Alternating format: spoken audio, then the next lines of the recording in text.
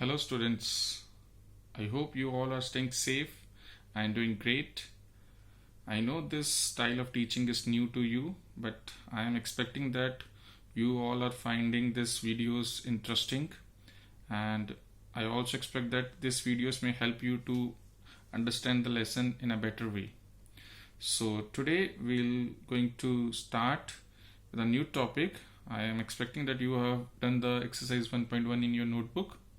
So today I am going to explain you that how to represent the rational numbers on number line. So let's start. So the topic is representation of a rational number on number line. Okay. So before we will represent the rational numbers on a number line, I will tell you that how to represent the natural numbers, or you just a recap of representation natural numbers and whole numbers. Natural numbers, we know that 1 starting from 1, so simply they can be represented in this way. This arrow shows that this can go up to infinite. The whole numbers we can represent in the number line starting from 0, and this arrow shows that they can go to infinite. For the integers, 0, 1, 2, 3, 4, arrow on this side shows that it can go up to infinite, and similarly on this side -1, -2, -3 and -4, and it goes to infinite, and this arrows indicates. Now for the representation of rational number, suppose we have to represent 1 by 2 and -1 by 2 on the rational number. If simply we take this number line, suppose this is in the form of the integers, it can also extend up to this side and it can also extend up to this side. So this 1 by 2 means between 0 and 1 I have to divide this particular part in two parts, so two equal parts. Okay, so when I divide this in two equal parts, that means this part is representing the half. This is 1 by 2, 0 to 1 by 2 and 1 by 2 to 1. So I can represent 1 by 2 here if I divide this 0 and 1 into equal parts. Similarly on this side -1 by 2, if I can divide this in two equal parts, that is -1 by 2. Clear? So now similarly, how I can represent this 1 by 3 and -1 by 3. That means I have to divide this in three equal parts. So I can divide three equal parts, 1, this 2. So that means between 0 and 1 I have to divide in three equal parts. To dividing three equal parts, how many points I need? 1, 2. To divide between these two, I need 2 points to divide in three equal parts. So this first part is your what? 1 by 3. This is your 2 by 3. And this will be your 3 by 3. And 3 by 3 is what? 1. Similarly, I will divide this side in three equal parts, 1 and 2. This first one will be -1 by 3. This will be your -2 by 3. Clear? 0, 1 by 3, 2 by 3 and 1. So -1 by 3, -2 by 3, and this -1 can be written in the form of -3 by 3. Clear? Understood? That if I have to represent this 1 by 2 or -1 by 2, I have to divide a particular part between the two whole numbers, or between the two natural numbers, that means 0 and 1, I have to divide in two equal parts. But if I have to represent 1 by 3, you have to check that we have to see the denominator always. It is 3 in the denominator. That means I have to divide in three equal parts. 1, this 2 and this third part. Clear? Now we'll see one more example. Represent 4 by 3, 5 by 3, 6 by 3 and 7 by 3. 4 by 3, 5 by 3, 6 by 3 and 7 by 3. Now in the previous question it was 1 by 3 or 2 by 3. Clear? So same way I can do with the denominator. I can find out at how many parts I have to make. So that means between 0 and 1, 3 parts. 1 and between 1 and 2, 3 parts, and so on. So this first part is your 1 by 3, this is your 2 by 3, and this one will be your 3 by 3. Next one will be 4 by 3, 5 by 3, and this 2 will be your 6 by 3, because 6 by 3 is equals to 2. So similarly, if I can extend this and I can write 3 here, that means again 2 parts. This first part will be 7 by 3. then 8 by 3, and this 3 will be your what? 9 by 3. Clear? So that means 4 by 3 is your here, and 5 by 3 is your here, 6 by 3 is your here, and 7 by 3. With the denominator, I can find out that in how many parts I have to divide the particular, how many parts I have to do between the two particular whole numbers or a natural numbers or a integers, whatever be. So 1 by 3, 2 by 3. Now the next topic is rational numbers between the two rational numbers. That how many rational numbers are between the two rational numbers, or how we can find out the rational numbers between the two given rational numbers.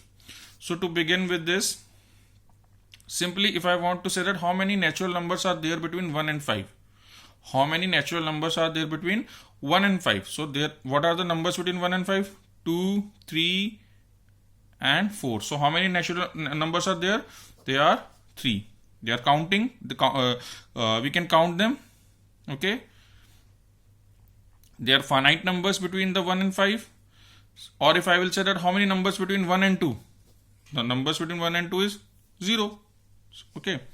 Now, how many integers are there between -5 and 4? So, first of all, what are the integers between -5 and 4? -4, -3, -2, 1, 0, 1, 2, 3. These are the integers between -5 and 4. So, how many of them? 1, 2, 3, 4, 5, 6, 7, 8. So, total they are 8. Clear? Total there are 8 integers between -5 and 4. Now we'll see in the case of rational numbers. How many rational numbers are there between 3 by 10 and 7 by 10? 3 by 10 and 7 by 10. So you may thought that there are 4 by 10, because 3 by 10, next one will be 4 by 10, 5 by 10 and 6 by 10. So that means you may think that there will be 3 rational numbers, because these are the 3 rational numbers between 3 by 10 and 7 by 10. But that is wrong. Why?